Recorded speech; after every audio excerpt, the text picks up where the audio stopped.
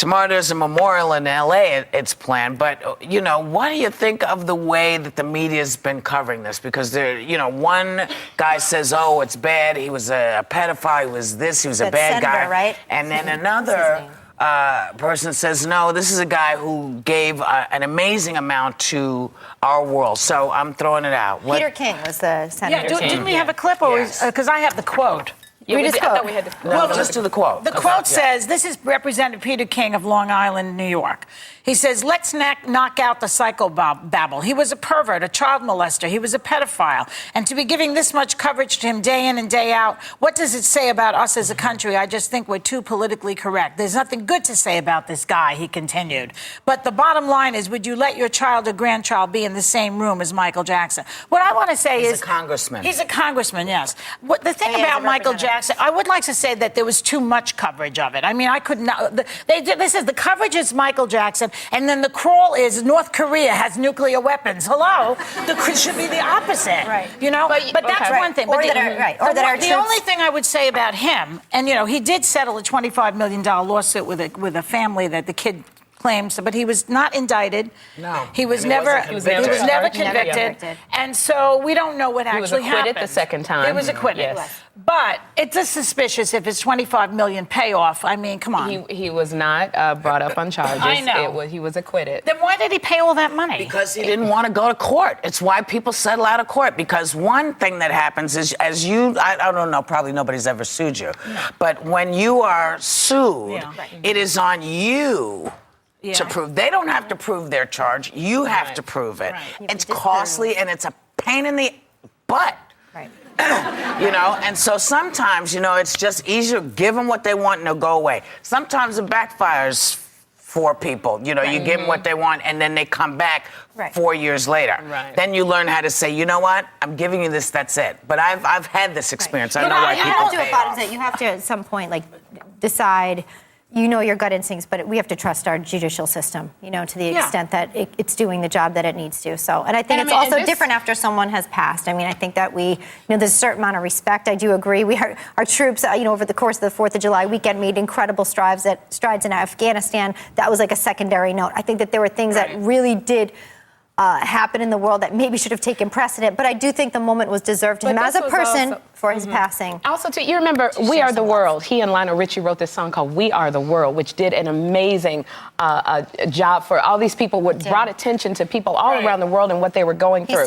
So this man affected everybody all over the country, the world, the nation. So it's a lot of coverage brought on that. And he left, 20% of his money to charities that go to children. So, I mean, look, I like to separate the art from the artist. Yeah. I think that we have to, we can hold two thoughts at once in our head. Sure. So on the one hand, he's a great artist, very original, very, very important to American pop culture.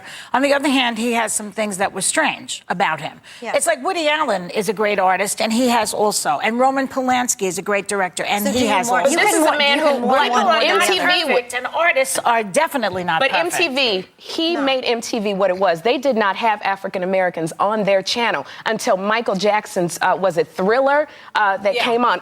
It could have still been like that. So he broke racial barriers. That's the artist that Joy's talking about. I don't even think that's the artist. He broke racial barriers. So you could say it was the artist. I think you could separate that. The artist who broke racial barriers. No, that's the man who broke racial barriers as well. Okay, well, let me talk about my friend for a second. My friend was Michael Jackson. Yeah. He was at the very first audition I did for Color Purple. Yeah. When I told you, you know, I came out and Steven Spielberg had said there'd be just a couple of people to see, because Steven Spielberg asked me to come do my one-woman show, which I did on Broadway.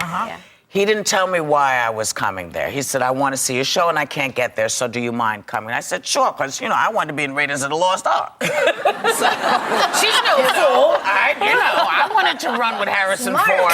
Smart. And so I step out, and in this audience is Ashford and Simpson, Quincy Jones, I can't remember else, and Michael Jackson. Wow.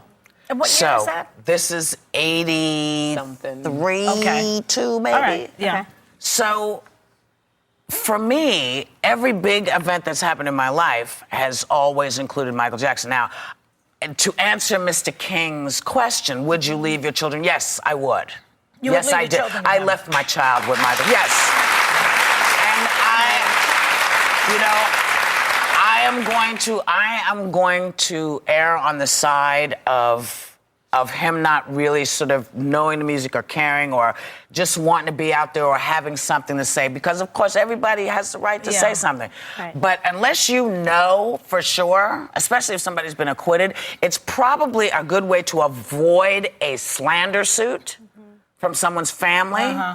By saying, I think that this person did this. I think that this, not that's what they did, that's what they did, that's what they did, because clearly in court, it was not proved that that's what they did. So, No. I'm just saying, I'm saying to Mr. King, be careful. Say how you feel, but don't make it an edict because it's already been proved not to be the But Michael, case. in one interview, does say that he thought it was totally appropriate to sleep in a Yes. bed. He was a 40-something-year-old Yes. man He did. in a You need bed to be with a wise. child, which I think is odd, frankly. just hear And if be I was wise going to kids. leave him with my children, I would have a nanny cam on Well, him. here's the deal. Let me tell you about Michael, okay? Michael Jackson, from the time he was that big, did nothing but perform. Right. No life, no kid life, no nothing. This guy, sex is not part of his world. This is my opinion. I never believed that sex was part of Michael's world. So to him, hurting a child, he'd rather hurt an adult if he was going to hurt somebody. He would never hurt a child. This is the last person in the world, because to him, they were the only people that understood him. They were the only people that. So I just wanted to put that out there because, wherever he is, I hope he's dancing with Sinatra and everybody I think else. that there's another point to be made, not about him, but just about pedophilia in general. And that is that a lot of pedophiles say that they're not hurting the child, that they're just, that they're but being now that kind you've to the linked child. them back up. That is not the case. I do not You don't believe believe. with Michael Jackson. Well, I it's do interesting not to hear from believe he someone who was knows. a pedophile or any of those things. Acquitted versus inappropriate.